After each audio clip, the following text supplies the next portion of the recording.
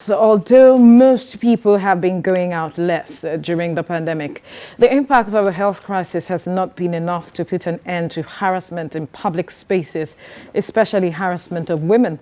Women face a lot of challenges in public spaces and like sexual harassment, discrimination and even violence. Joining us to discuss this is gender specialist and founder Tribex Lab, Emaluhi Irobe. Good morning.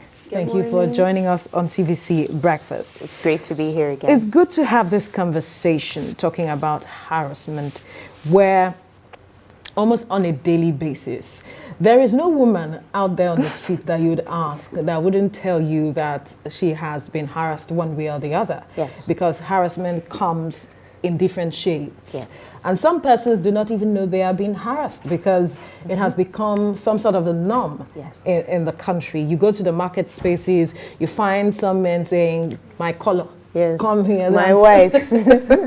Let's talk about perhaps understanding better what constitutes harassment, because some people still do not understand these issues. Yes, so basically today, harassment in public spaces, especially on public transportation, is a big deal. So people are not moving around as much, but women still get harassed and violated on public buses. And it's usually based on the idea that you can police what a woman is wearing. You know, why are you wearing short knickers? So then I'm going to grope you or touch you inappropriately. And the Lagos state government is doing a lot of work to make it safer for men to ride public transportation, because majority of Nigerians in Lagos, how they move about is with the buses. Right. And we have a big issue with traffic. And so you want to get to work for 9 a.m., you're going to leave your house at 4 or 5. Yeah. It's dark.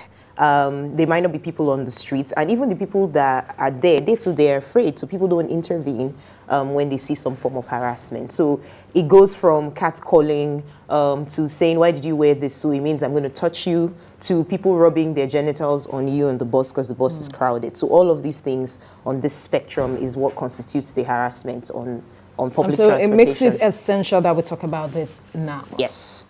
So talk to us. We talking about this. How does it perhaps address the issues? How does it drive home the point that people need to stop and know that people have rights and they should know how to manage themselves properly in public? So I think it's really what we said earlier, that people don't know that what they're doing is a form of assault or harassment, and talking about it and educating the public more about this is not okay. A woman, it's hot in Lagos. So if I go somewhere and I'm wearing a sleeveless dress or whatever, that's not an invitation for anyone to touch me or harass me or touch me inappropriately. And then I also think that having some official policy or information of this is not right, no touch harm, or even numbers anyway that you can call to say I've been harassed and this has happened, because there are real officials on the buses. Lagos State is doing this, currently carrying out a survey and focus groups with women in conjunction with the UK Commonwealth Foreign Development Office. And what they're doing is they're asking women, what has been your experience on public transportation, so we can make solutions to make it easier. And so women have reported being attacked in the morning, so they would steal their phones, grope them, maybe fondle them and run off. And then women have also complained that on the bus, because it's crowded, you know, men are just pressed up. The idea is, oh, it's so crowded, I didn't know that I'm touching you, or... I couldn't avoid it. Yes, I couldn't avoid it. But then also, it is so normalized. It's seen as, it's part of it now. We're rushing to get on the bus. So if the public knows that, you shouldn't do that. If everybody calls other people out, it's called bystander intervention, which is that you see something happening and you know that that's not right. Either you stop, interrupt, or distract. So either you stop the perpetrator, come on, stop that now. If everyone shames perpetrators that don't do that, I think it will reduce the... And then if they know that this is actually a problem, and Lagos State is really cracking down on it. But the bigger issue is on the unregulated transportation. So Danfo and Keke Napep, they're run by a trade union. And even motorbikes. And motorbikes, right? So they're run by trade unions. So you can't even really, they're deregulated. You can't really go check to see what's going on. But I think everyone understanding that this is not okay, and everybody warning them. Like, you know, I said before that if you're in the market and you steal something, they just need to shout Uli and they will catch you. They will pounce on you. Yeah, you know, so more people knowing and saying that actually I am empowered enough to stop this harassment when I see it. And I always say that ending this inequality, this violence against women is for all of us. For example, yeah, as a man, you may feel you're safe, you're the boss, you can be on a bus, but as time goes on, you're going to have a wife, a daughter, a child that you want to feel, I'm sending my kid off and she's going to take the bus, she will be safe. So it matters that everybody cares that this harassment and violence against women stops. Yeah, before we get to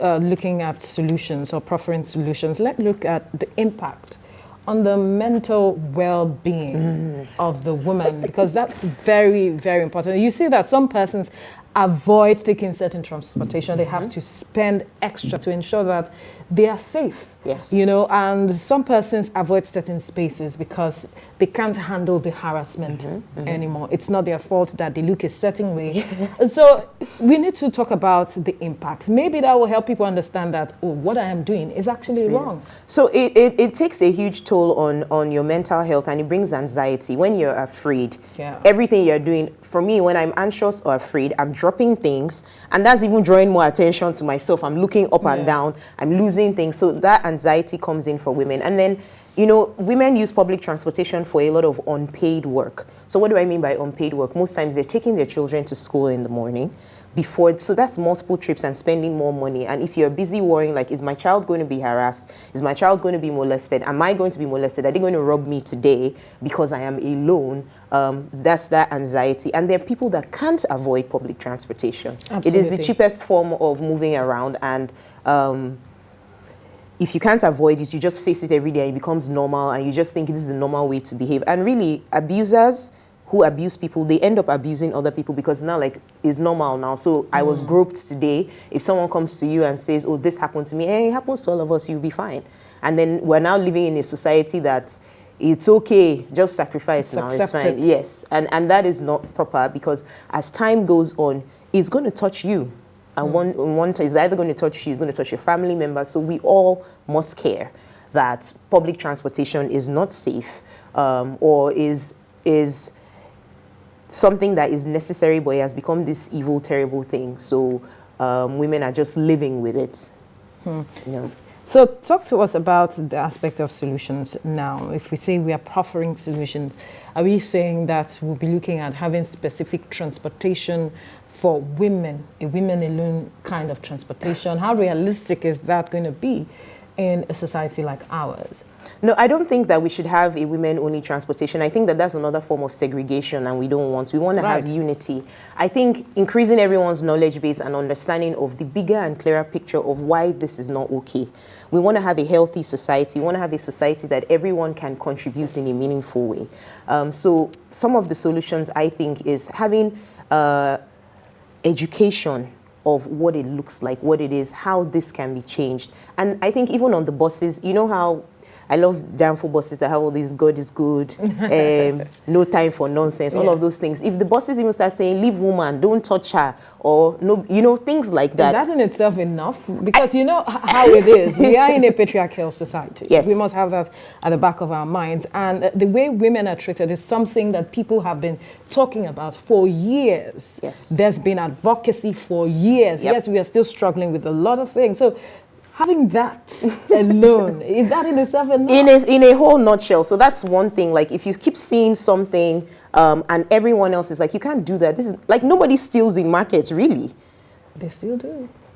But they try not to do it so openly. Yes, they don't do it so openly. I mean, we talked about this the last time I was on here with you, about the lady who put a video up about, and nobody helped her. What has happened up to Nothing. now? Nothing. That's the question. And that is the thing. So even if we also even have laws that if you do this and somebody reports, something would happen to you.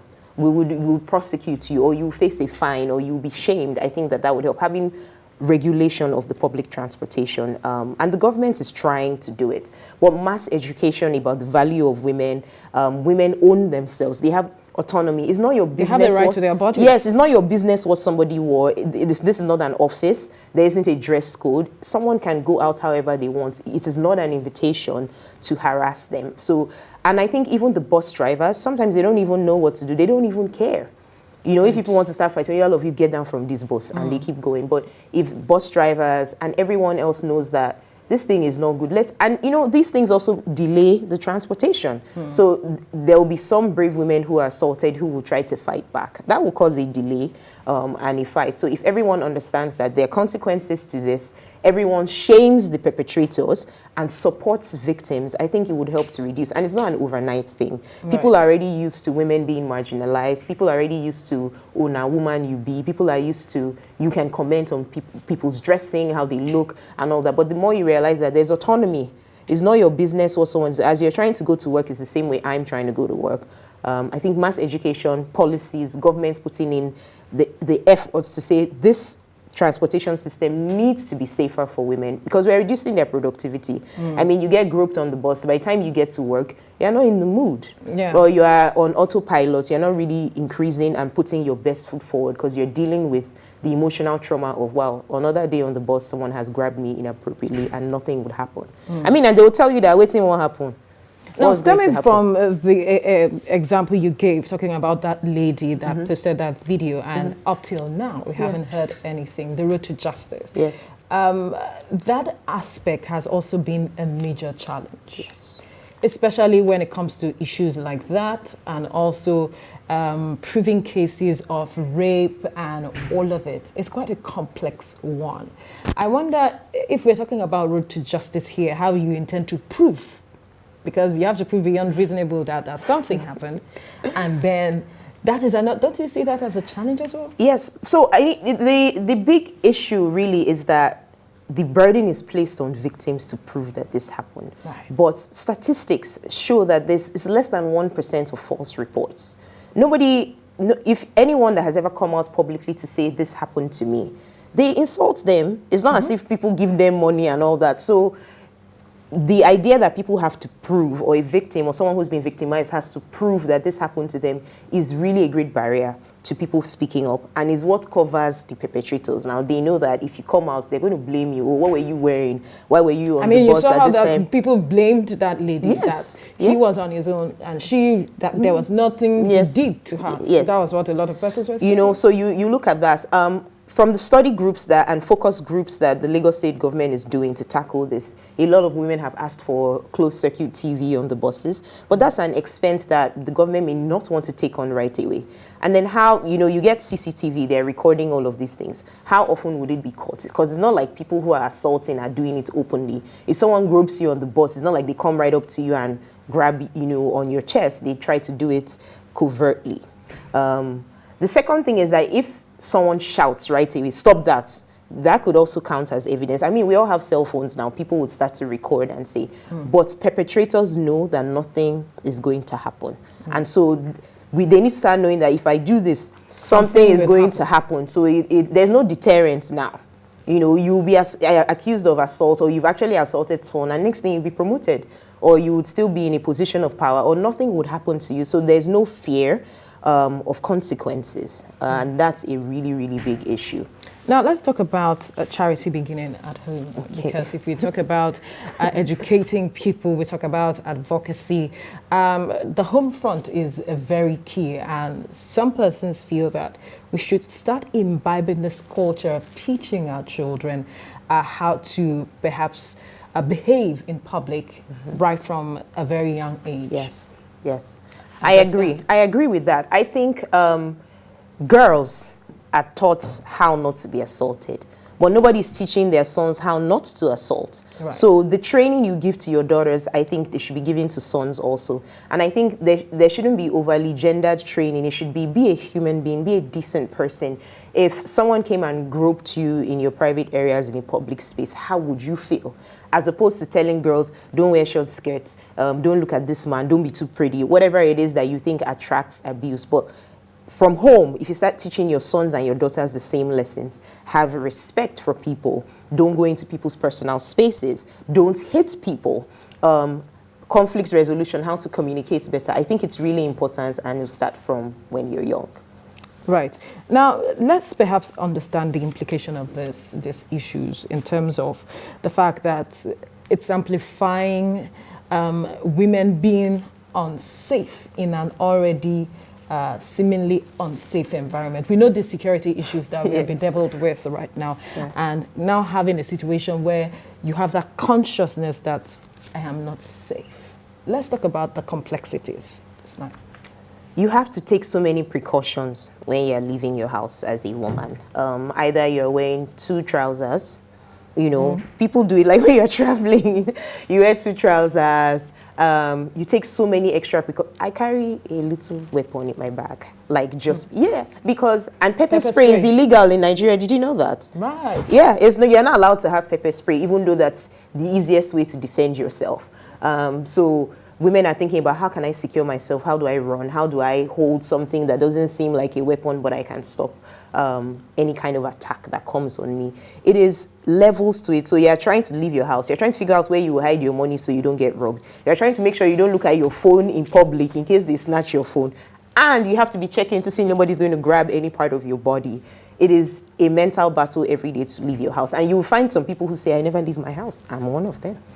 But you're here now. This is work, it's fine, but I take so many precautions. If I have to get here early in the morning, I ask people to follow me, even though I'm going in an Uber.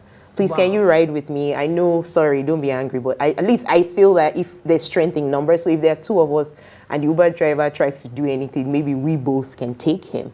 But that doesn't mean all Uber drivers are criminals, but right. I have to take all these precautions because I don't know the day I will enter the one that will try and harm me. And we've heard reports about all of these. We've heard about Uber drivers dropping women in the middle of Eco Bridge because they didn't like something they said. So it's also back down to this idea of, who is this woman talking to me? No mutual respect for women or the female gender. And it's a big issue. A very, very, very big one that has to be tackled. And not just the symptoms, but tackled from the root, which is seemingly a complex one right now. So if pepper spray is now illegal, how can women defend themselves?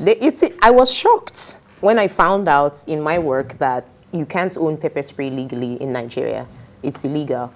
Even things that seem like weapons, you're not supposed to have it. So women can't, people have pepper spray, but it's the kind of thing that you can get into trouble for. If someone says, oh, why do you have pepper spray? Someone, maybe law enforcement, is actually on the books that you're not allowed to have. So how do women defend themselves now? They just take it. They just take the abuse now. If we do a survey now and say, how many of you got assaulted in some way today, this morning? I'm sure we'll already be in the thousands, because it's so normalized.